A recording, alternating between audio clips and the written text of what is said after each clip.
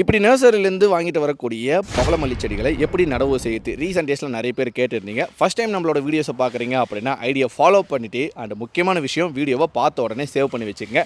அப்புறம் போயிட்டு தேட முடியாது, சேவ் பண்ணி வச்சுட்டு அப்பப்போ பார்த்துக்க முடியுங்க. தமிழ்நாட்டில் இந்த செடிகளை பவளமல்லின்னு சொல்லுவாங்க, கர்நாடகாவில் பாரிஜாதம் அப்படின்னு சொல்லிட்டு இருக்காங்க. இந்த செடிகளை நடவு செய்யணும் அப்படின்னா ஒரு 14 இன்ச்சஸ் பாட்டை செலக்ட் பண்ணிக்கணும். இது வந்து ஒரு மர வெரைட்டி. ஸோ மரம் மாதிரி வளரக்கூடியது, ஆனால் கட்டிங்ஸ் மூலியமாகவே ஈஸியாக வளர்த்துற முடியும். முக்கியமான விஷயம், கட்டிங்ஸ் மூலிமா வளர்த்தா சின்னதுலேயே பூக்கள் பூக்க ஆரம்பிச்சிருங்க. பாட்டில் நல்லா ஹோல்ஸ் இருக்கிற மாதிரி எடுத்துக்கிறோம். எப்போவுமே பாட்டில் ஹோல்ஸ் இருக்குது அப்படின்னா அந்த இடத்துல ஒரு 3 ஸ்டோனை வச்சுக்கலாம். கல் வச்சுட்டிங்க அப்படின்னா ட்ரைனேஜ் ஹோல்ஸ் கண்டிப்பாக இருந்தே ஆகணும். இந்த மாதிரி தோட்டத்தோட மண் இல்லை செம்மண் கலவை, தம்பி கோகோ பீட், வெர்மி கம்போஸ்ட் இல்லை மாட்டுச்சாணத்தோட தொழுவுரம், ஸோ இதெல்லாம் எதுவுமே வேணாங்க. ஃபுல் அண்ட் ஃபுல் செம்மண் கலவையிலே இந்த செடிகளை வந்து நீங்கள் நடவு செஞ்சுக்க முடியும்.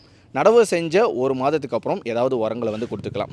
கவர்லேருந்து வாங்கிட்டு வரீங்க அப்படின்னா இந்த மாதிரி கவரை ரிமூவ் பண்ணி எடுத்துக்கங்க. பாட்டிலேருந்து எடுத்துகிட்டு வரீங்க அப்படின்னா பாட்டோடு தட்டி அந்த மண்ணோடு எடுத்து இந்த செடிகளை வந்து நடவு செஞ்சுக்கணும். இதுக்கப்புறம் நீங்கள் கொஞ்சமாக மண் வந்து நிரப்பிக்கலாங்க. ஆனால் முக்கியமான விஷயம் என்ன தம்பி இவ்வளோ சிம்பிளாக இருக்குது அப்படின்னு நினைப்பீங்க. ஒரு சில செடிகளை ரொம்ப எளிமையான மெத்தட்லேயே நம்ம நடவு செஞ்சுக்க முடியும்.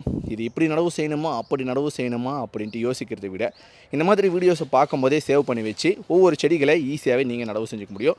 நடவு செஞ்ச உடனே கண்டிப்பாக தண்ணியை ஊற்றி ஒரு 10 நாளைக்கு ஒரு செமி ஷேடான பிளேஸில் வச்சுக்கோங்க. அதுக்கப்புறம் ஃபுல் சன்லைட்டில் வச்சு க்ரோ பண்ணிக்கலாங்க.